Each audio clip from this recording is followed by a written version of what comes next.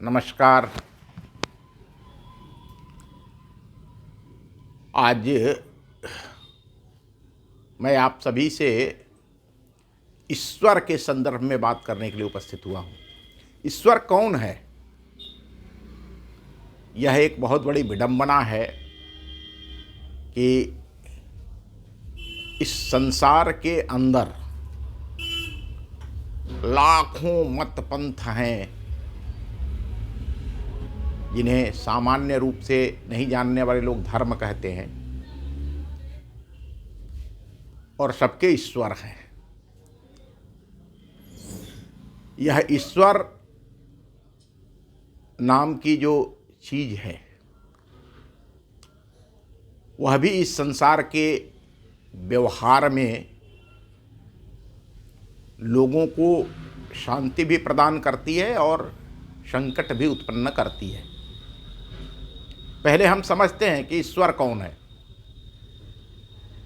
मैं एक आग्रह और आप सभी से करना चाहूँगा, जो भी इस वीडियो को देख रहे हैं, अगर आपको सच समझना है, जानना है, तो इस वीडियो को कृपया पूरा देखिए, अन्यथा यहीं देखना बंद कर दीजिए। ईश्वर है कौन, यह जानने के लिए आइए चलते हैं। मनुष्य इस सृष्टि का, इस ब्रह्मांड का, इस पृथ्वी का सबसे बुद्धिमान प्राणी है और क्रमागत विकास करते हुए यहाँ तक पहुँचा है। ये सारी बातें भूल जाइए कि हम किस मत पंथ धर्म को मानने वाले हैं, तो शायद आपके लिए ईश्वर को समझना बहुत आसान हो जाएगा। और जिसके लिए बहुत सारी प्रक्रियाएं लोग बताते हैं, उनसे गुजरे बिना आप बहुत ही आसानी के साथ ईश्वर को जान सकते हैं। इसीलिए मैंने कहा कि इस वीडियो को अगर आपके मन में उत्कंठा है, आकांक्षा है, तो पूरा देखिए, अन्यथा देखना बंद कर दीजिए। आइए चलते हैं।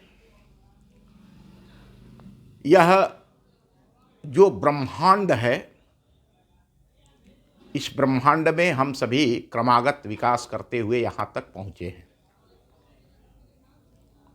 और सबकी अपनी अपनी कल्पनाएं हैं। जैसे हम मनुष्य हैं, तो प्रारंभ में हमारे पूर्वजों ने जो कल्पना किया, वो कल्पना किया कि आखिर यह पेड़ पौधे, पशु पक्षी या स्वयं हमें बनाने वाला कोई तो है।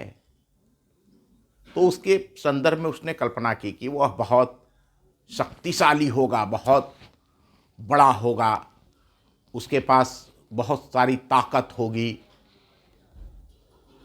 उसके साथ उसके पास बहुत सारी दौलत हो। ऐसे तमाम तरह की जितनी वो कल्पना कर सकता था, उसने कल्पना किया कि बहुत बलवान, विद्वान, जानकार व्यक्ति होगा और वह व्यक्ति ही होगा जिसने इस सृष्टि की रचना किया।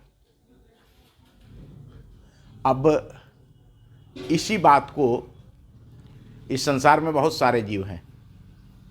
जैसे मान लीजिए कोई सांड हो, वह भी कल्पना करता, उसको भी अच्छे बुरे ज्ञान जीवों के अंदर भी है, सबके पास ज्ञान है, तो वह भी कल्पना करता जैसे वो कि हाँ, वो जो ईश्वर होगा, जिसने हमें बनाया होगा, वो हमसे अधिक बलवान होगा।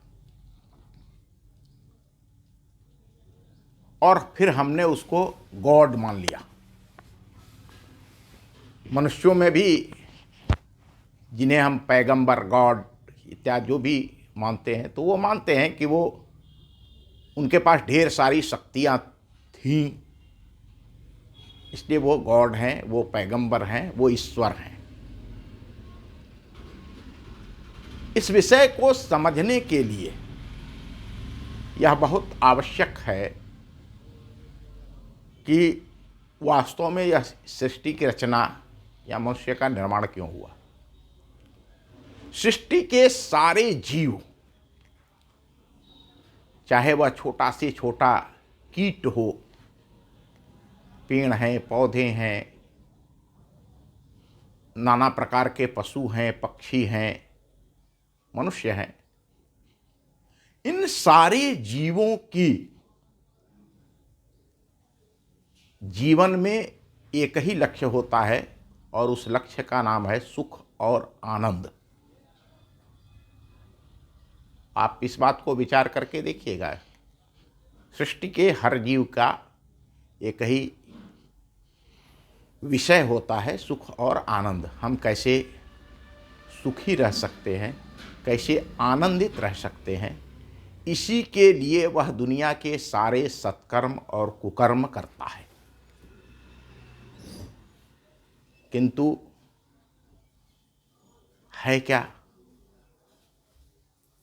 इसकी परिणति में क्या होता है,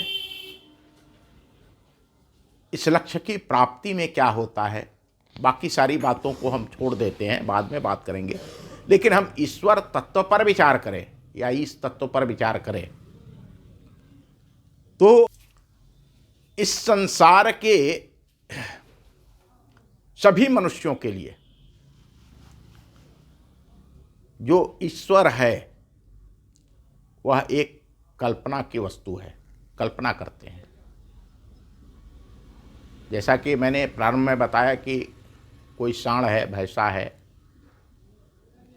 तो वह कल्पना करता है कि वह ईश्वर कैसा होगा, तो उसे लगता है कि वह सांड ही होगा और हमसे भी अधिक बलवान होगा, उसके पास ढेर सारी असीम शक्तियां होंगी।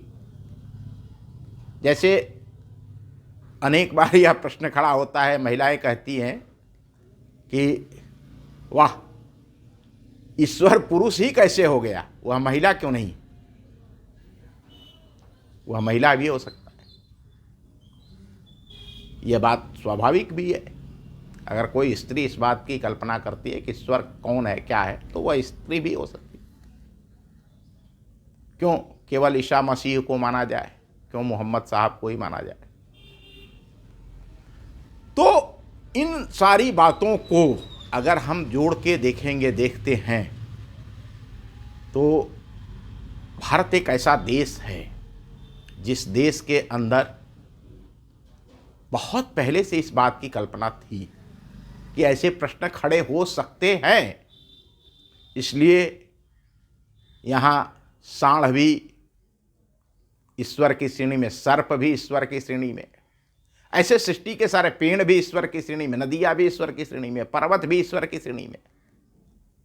सबको यह प्रश्न उपस्थित होने का भान ज्ञान इंडियंस को था, भारतीयों को था। हमारे यहाँ तो डॉग को भी गॉड माना जाता है, कुत्ते को भी ईश्वर कहा जाता है, भैरव उसकी सवारी करते हैं। ये जो ईश तत्व है, ईश्वर है, बहुत पहले वैज्ञानिकों ने एक रिसर्च किया था, अखबारों में बड़ी बड़ी हेडिंग छपी, इंसान बना ईश्वर। उसके पीछे कारण यह था विज्ञान की खोज। आधुनिक विज्ञान में लोगों ने रिसर्च किया और उस रिसर्च में उन्होंने सेल्स, कोशिका, इस सृष्टि के सारे जीवों की रचना जो है वो सेल्स से हुई है, कोशिका से हुई है, और उसी से संपूर्ण, चाहे मनुष्य का शरीर हो या किसी कीट पतंगे, पशु पक्षी, किसी का भी, पेड़ पौधे, सबकी रचना जो है वह सेल्स से हुई है। कोशिकाएं दोगुने परिमाण में बढ़ती हैं और फिर वह सृजन करती हैं, सृष्टि करती हैं। भारतीय वैदिक ग्रंथों में भी इसको माना गया है। इसीलिए कहते हैं कि जो भी दुनिया में समस्याएं हैं उनका समाधान भारत की भूमि से निकलता है। भारत विश्व गुरु इसीलिए कहा जाता था पुरातन काल में कि इसके पास समाधान था, समाधान है और समाधान रहेगा। यह ठीक बात है, मैं इस बात को मानने के लिए तैयार हूं कि बीच के कालखंड में यूरोप, अमेरिका या बाकी महाद्वीपों की तरह यहां भी विकृतियां आई और उसके कारण यह विश्व के समक्ष संकट खड़ा हुआ। विज्ञान भी दो धारी तलवार है। विज्ञान ने जितनी शोध खोज मानव जीवन की सुविधा और सहूलियत के लिए किया, उतना ही उसके विनाश के लिए भी किया। आज जो अति आधुनिक अस्त्र शस्त्र, अणुबम, परमाणु बम, तमाम तरह की चीज़ें, वायुयान जो बन रहे हैं, अगर हम विचार करेंगे तो वह मानव जीवन के सुख और आनंद से अधिक उसके संहार के काम आने वाले हैं और सृष्टि में हो रहा है। आज मैं यह बात इसलिए कहने के लिए खड़ा हुआ हूं कि आज विश्व को पुनः मार्गदर्शन की आवश्यकता है और वह मार्गदर्शन इसलिए आवश्यक है कि विगत लगभग 400 वर्षों में इस विश्व में संकट बढ़ा है और वह संकट पृथ्वी के सभी प्राणियों के ऊपर मंडरा रहा है और संपूर्ण विश्व इसके लिए चिंतित है। इस देश के अंदर ही बौद्ध धर्म की उत्पत्ति हुई है। कभी यह पूरा यूरेशिया महाद्वीप उसके सानिध्य में था। सोवियत संघ का विघटन हुआ, चीन से बौद्ध धर्म के लोग मार के भगा दिए गए। आज चीन की क्या परिस्थिति है? ऐसे ही अफ्रीका महाद्वीप है, अमेरिका महाद्वीप है। हम सभी जानते हैं 1492 से पहले वहाँ इंडियंस थे, वहाँ सुख थी, शांति थी, आनंद था। जो जीवन था, जो रेड इंडियंस जिन्हें हम कहते हैं, उस अमेरिका महाद्वीप की सुख, शांति और आनंद को पुर्तगाल और यूरोप के लोगों ने समाप्त किया। और इसके पीछे जो कारण, केवल उन्होंने उस भूमि पर कब्जा कर लिया, वहाँ की संपत्ति पर कब्जा कर लिया, ऐसे उनको तमाम चीज़ें दिखाई दी। जो ज्ञान था उस ज्ञान को उन्होंने नष्ट कर दिया और उसकी त्रासदी भी झेल रहे, या वह संकट मंडरा रहा है। तृतीय युद्ध, विश्व युद्ध की बात हो रही है। मैं पुनः इस पर चलता हूँ, ईश्वर कौन? अगर किसी अफ्रीकन से पूछा जाए, वो खूब हट्ठा कट्ठा बलवान हो, तो वह कहता है कि ईश्वर काला है। फिर कोई कहता है गोरा है। ठीक वही बात है जैसे कोई स्त्री कहती है कि ईश्वर महिला है, स्त्री है। कोई पुरुष कहता है ईश्वर पुरुष है। कोई डॉग कहता है गॉड डॉग है। उसी प्रकार से कोई गोरा कहता है ईश्वर गोरा है, कोई अफ्रीकन कहता है गॉड काला है, और मैं कहता हूँ ईश्वर सांवला है। ये हंसी के लिए बात है, मैं इसे गंभीरता से नहीं कर सकता कहता। मैं केवल आपको ईश्वर बताने के लिए खड़ा हुआ हूँ, ईश्वर को बताना चाहता हूँ आपको कि आप ईश्वर को जाने, ईश्वर है कौन। हमारे यहाँ एक बहुत ही बड़ी भारतीय दर्शन में बात है, यत् पिंडे तत् ब्रह्मांडे, अर्थात जो इस पिंड में, इस शरीर में है, वह इस ब्रह्मांड में भी है। जिस तत्व से यह शरीर बना है, यह शरीर चाहे मनुष्य का हो, चाहे पशु पक्षी कीट पतंगे किसी का हो, उसी तत्व से इस ब्रह्मांड की भी संरचना हुई है। इस पृथ्वी की भी रचना हुई है। क्षितिजल पावक गगन समीरा पंच तत्व मिल बना शरीरा। इन्हीं पंच महाभूतों से इस संपूर्ण सृष्टि का भी सृजन हुआ है। और वह ईश्वर हम जिसे कहते हैं, वो ईश्वर सबके अंदर विद्यमान है और पूरा का पूरा विद्यमान है। कोई अल्प मात्रा थोड़ी या ज़्यादा, कोई बहुत धनवान है, कोई बहुत बलवान है, कोई तो उसके अंदर ज़्यादा इस तत्व है, ऐसा नहीं है। हाँ, जो इस तत्व को जितनी मात्रा में समझता है, जानता है, मानता है, उसके अंदर उस इस तत्व की ऊर्जा की बहुलता होती है। तो हम सभी जब इस बात पर मंथन करेंगे तो ये जो पंथ संप्रदाय के झगड़े हैं, अगर हम 17वीं सदी में जो ब्रिटिश उपनिवेशवाद पूरे एक इस पृथ्वी के 2/3 भूभाग पर ब्रिटिशों ने अधिकार कर लिया, और जब इनका अधिकार हो गया तो जो क्रिश्चियंस पादरी थे उन्होंने लोगों को ईसाई बनाना शुरू किया, और यह सबसे बड़ा कारण खड़ा हुआ जिसके कारण वह उनका उपनिवेशवाद जो 2/3 भूभाग पर शासन करते थे, उनका साम्राज्य नष्ट हो गया। इसी प्रकार से इस्लाम है।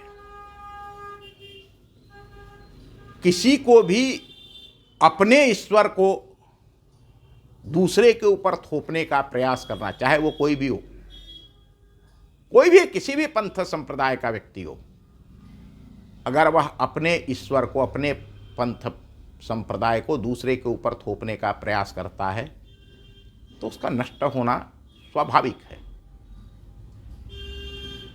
इस संसार के अंदर, इस सृष्टि के अंदर